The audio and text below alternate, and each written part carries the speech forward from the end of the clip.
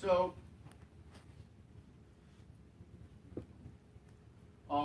okay, so okay, I have another example, which is summation.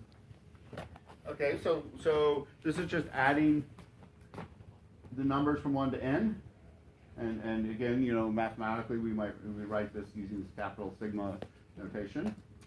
And again, we can write an inductive definition of this, right? So when n is 0, the base case should actually be 0. So that's eliminate. Wait, actually, should base case be 1, but you should have a 0? Because you said you No, the base case should be 0 because the identity of addition is 0. Like the sum of 0 to 0 is 0, right? It's not 1.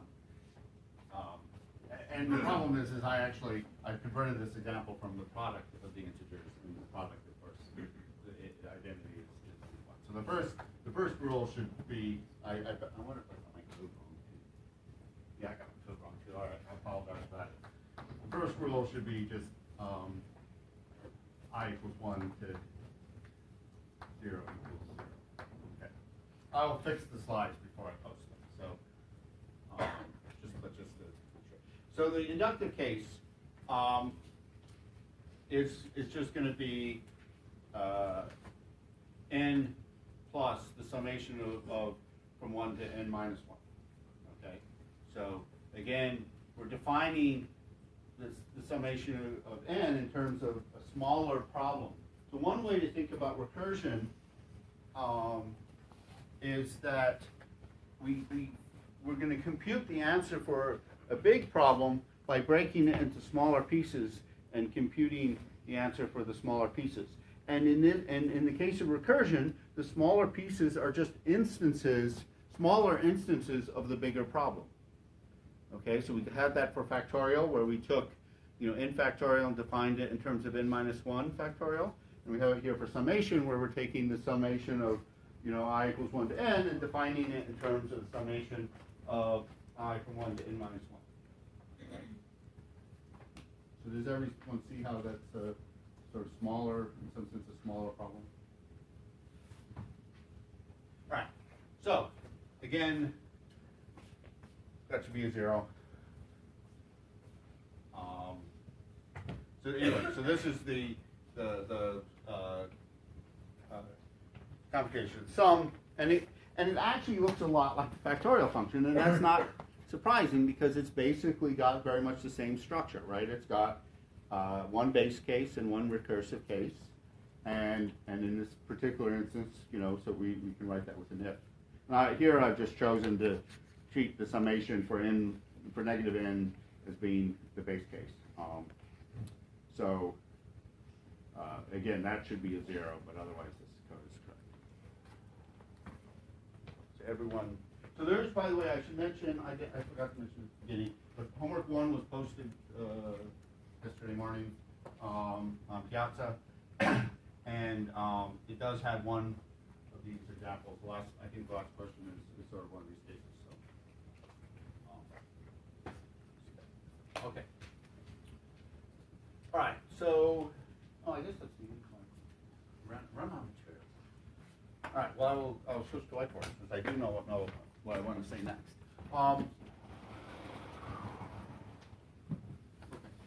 So first of all, are there any questions about this?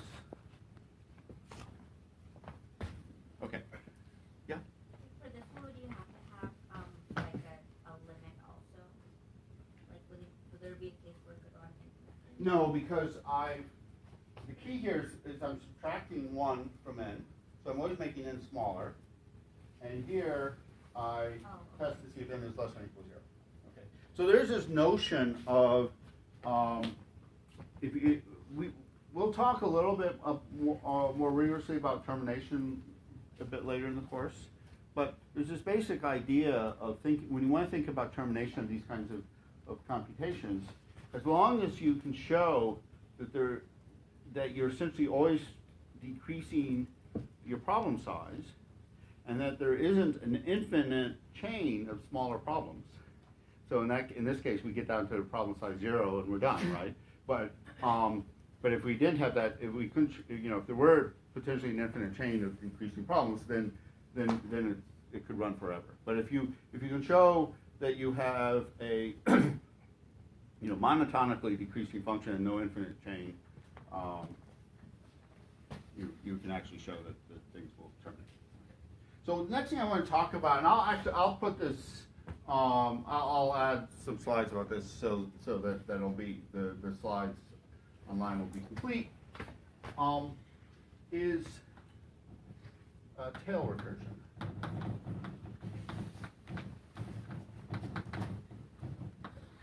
So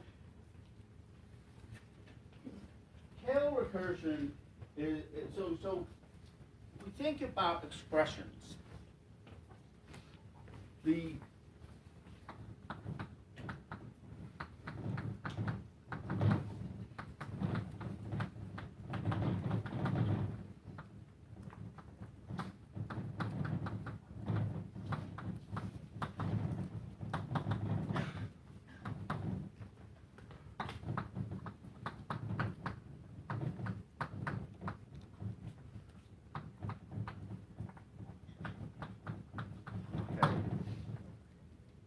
So, if you think about an expression, and just as, for example, we saw with the factorial there was a way we sort of computed, and eventually we got to the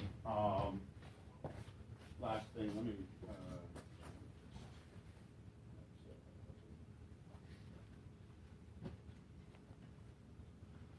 So if we go back to here, we see. Right, so just picking a particular, say let's pick this expression here, right? So for this expression here, this star is the last thing we're going to do, right?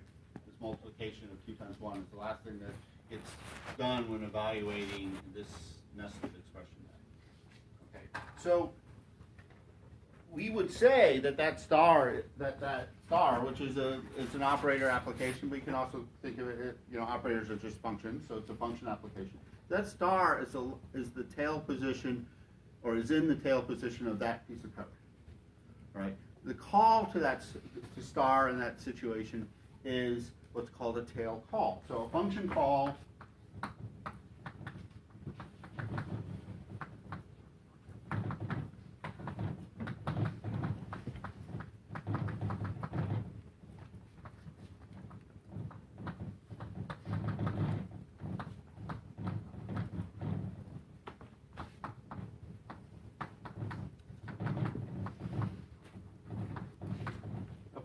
that is in a tail position of a function body is a tail call. Right? Now this factorial example, the call to factorial is not a tail call. All right? It is. Actually, let me go back further.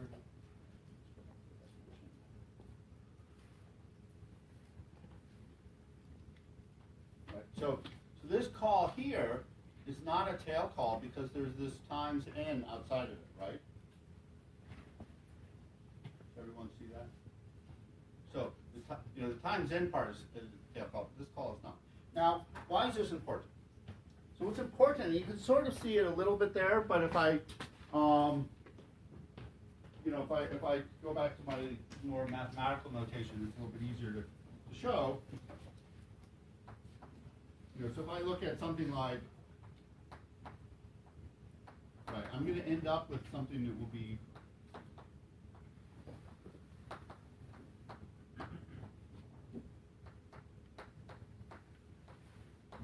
okay. I'm going to actually sort of unwind my recursion, building up a bunch of pending multiplications, which all correspond to essentially this star here. And once I've gone all the way down